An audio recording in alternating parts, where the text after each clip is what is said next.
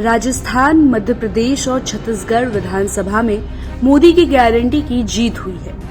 इस चुनाव परिणाम से तीनों राज्यों के स्थानीय नेताओं के साथ साथ बीजेपी का केंद्रीय नेतृत्व भी बहुत खुश है। ऐसे में आज सहारा डिजिटल एक गारंटी और दे रहा है। वो गारंटी पीएम मोदी को लेकर है।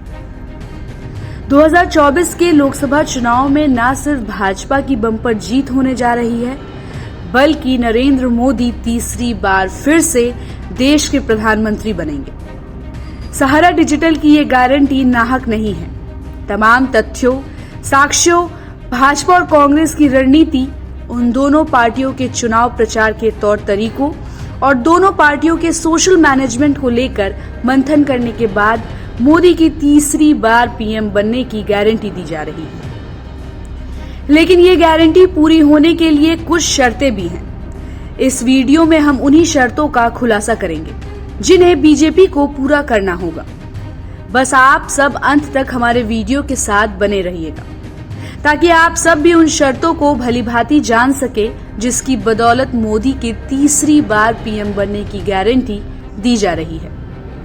सबसे पहले बात करते हैं हिंदी भाषी 3 राज्य राजस्थान, मध्य प्रदेश और छत्तीसगढ़ विधानसभा चुनाव परिणाम की। चुनाव परिणाम पूर्व एग्जिट पोल के नतीजों के तहत तमाम एजेंसियों ने जो आंकड़े दिए थे, उनमें से अधिकांश एजेंसियों के आंकड़े फेल साबित हुए।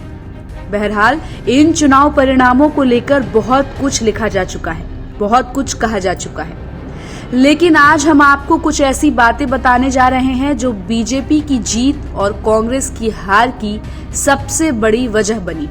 जी हां, एग्जाम्पल के तौर पर बीजेपी पहले से ही इन चुनावों में 10 में से 8 नंबर लेकर चुनाव मैदान में उतरी थी, जबकि कांग्रेस 10 नंबर में से 2 नंबर लेकर चुनाव लड़ रही थी। इन आंकड़ों के हिसाब से कांग्रेस को ज्यादा मेहनत करनी चाहिए थी, जबकि ज्यादा मेहनत की प्रधानमंत्री मोदी और उनकी टीम के बाकी सदस्यों ने।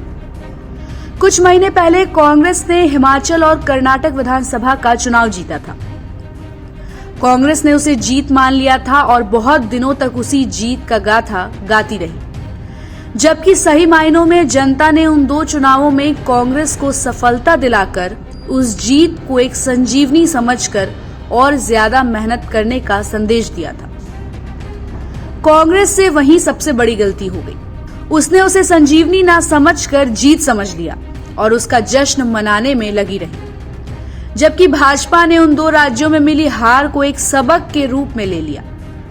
जैसा कि मैंने आपको पहले बताया कि भाजपा 10 में से 8 नंबर लेकर चुनाव में उतरी थी और कांग्रेस 10 में से 2 नंबर लेकर चुनाव लड़ रही थी। इस हिसाब से कांग्रेस को ज्यादा मेहनत करनी थी, वो भी पूरे होशो हवास के साथ।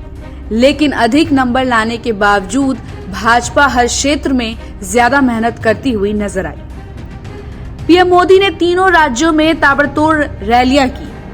उनकी सोशल मीडिया की टीम ने अलग से मोर्चा संभाल रखा था। क्रिकेट की भाषा में कहे तो कांग्रेस की हार गलत बॉल पर बीजेपी नेता 6 मारते दिखे, जबकि कांग्रेस के नेता 6 मारने वाली बॉल पर भी डिफेंस करते नजर आए। कांग्रेस की हर गलत बॉल पर पीएम मोदी खुद ही 6 मारते थे और उनकी पार्टी के बाकी नेता उनके छक्कों की लंबाई की चर्चा जोर शोर से करते थे। भाजपा की सोशल मीडिया टीम ये बताने में सफल हो जाती थी कि मोदी से बढ़िया राजनीतिक 6 मारने वाला इस धरती पर कोई दूसरा नेता है ही नहीं। कांग्रेस के हारने की दूसरी सबसे बड़ी वजह बनी उसका घमंड। बात फिर कर्नाटक और हिमाचल के चुनाव से ही इसकी भी शुरुआत हुई। इंडिया गठबंधन बना। इस गठबंधन से सत्ताधारी बीजेपी के नेता बेचैन हो उठे।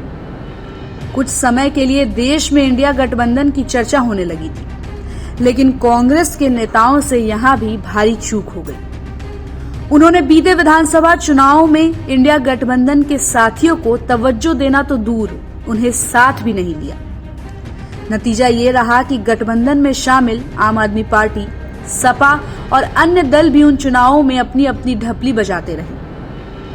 अगर कांग्रेस अपने सहयोगी दलों को साथ ले लेती तो शायद कुछ वोट एक दूसरे को ट्रांसफर हो जाते, जो नहीं हो पाया।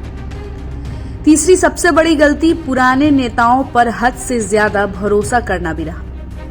राजस्थान में अशोक गहलोत को ही सबसे बड़ा चेहरा बनाना, मध्य प्रदेश में बूढ़े हो चले कमलनाथ सरीखे नेता से फ्रंट फुट पर जाकर बैटिंग करवाना, जबकि बीजेपी ने किसी भी स्थानीय नेता को फ्रंट फुट पर जाकर बैटिंग करने की इजाजत नहीं दी। पीएम मोदी ने फ्रंट फुट पर बैटिंग करने की जिम्मेदारी खुद ले रखी थी। कुल मिलाकर अगर यही स्थिति 2024 में भी रही तो मोदी को तीसरी बार प्रधानमंत्री बनने से कोई नहीं रोक सकता है। ऐसे ही खबरों के लिए देखते रहिए समय डिजिटल।